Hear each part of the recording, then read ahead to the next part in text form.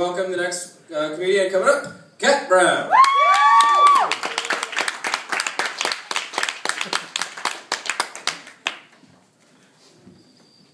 How's everyone doing? Doing good? Good? So I just want to confront it right off the bat. I know what's going through every one of your minds right now, and the answer is yes. I am the lost Kardashian sister. Gold bracelets and mustache to prove it. For those of you that didn't get that joke, I'd like to thank you for missing Dancing with the Stars to be here tonight. That was very kind of you. But I'm really excited to be here tonight. This is my first show in San Diego. I'm one of those boomerang generation kids where I went away to college. I was drunk for about 5 years, and I'm back at home and living with my parents. But it's really nice. It takes me back to a simpler time, you know? Like, every day I wake up and I feel like I'm 14 again. Like, I'm doing the same things I did when I was in high school. Like, my day consists of stalking my friends' online profiles, having to hide my weed in tiny canisters all around the room, and just masturbating furiously with an electronic toothbrush because I still can't afford a vibrator. Thanks, Obama.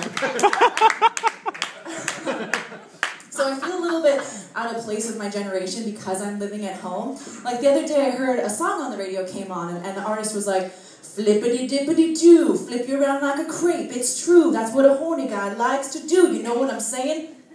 Do I look like I have any idea what you're saying? Are we making dinner or are we making babies? I have no idea what the transaction is. So that is why I have taken a new campaign of having sex with as many 18 to 20-year-olds as possible. Just for science! For science.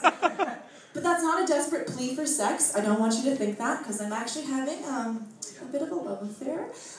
He's this world traveler. He's actually never been to America before, and he has this brown skin and these brown eyes, and he's a German Shepherd. But before you judge me, okay, think about all the pros of dating a canine. Number 1, date night is only as expensive as a jar of peanut butter. Number 2, he always likes it in doggy style, and he is very good at taking commands. And number 3, he comes when I tell him to, okay? And that's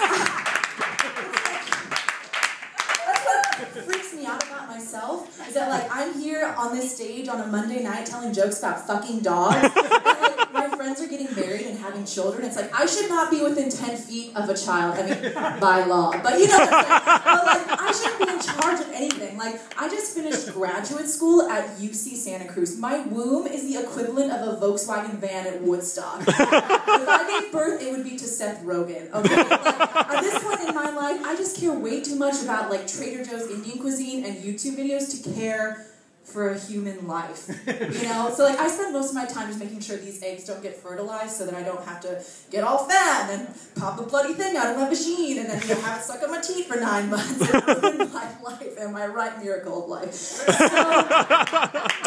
speaking of ruining my life and my credit score, I'm dating a Mexican. But what's nice about him is that he's Mexican, but he's not too Mexican. You know what I'm saying? Like, you know, he makes a great burrito, but, like, I don't have to pick him up outside of Home Depot afterward. Or, like, when we walk down the street, I'm pretty sure 99% of people think that the day laborer is fucking the contractor's wife, but the role playing is so great. So, pros and cons.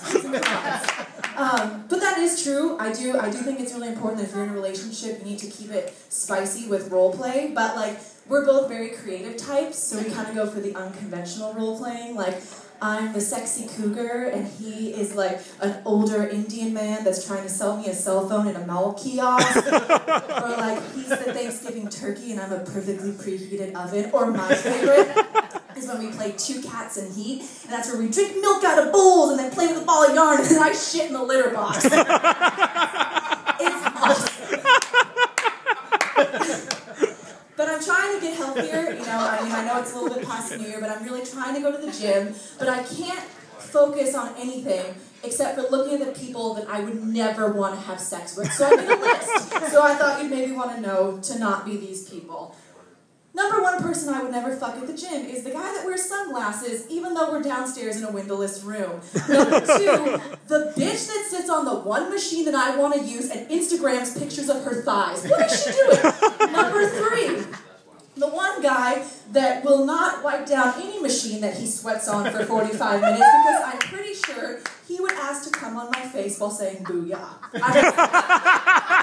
Number 4, the guy that works out in Converse shoes with no socks. And number 5, the guy that works out in jeans with no underwear. Mr. Tahoe Eagles Fly Free t-shirt, I see you. And you disgust me. But I'm also intrigued. Do you want to go out? Yes,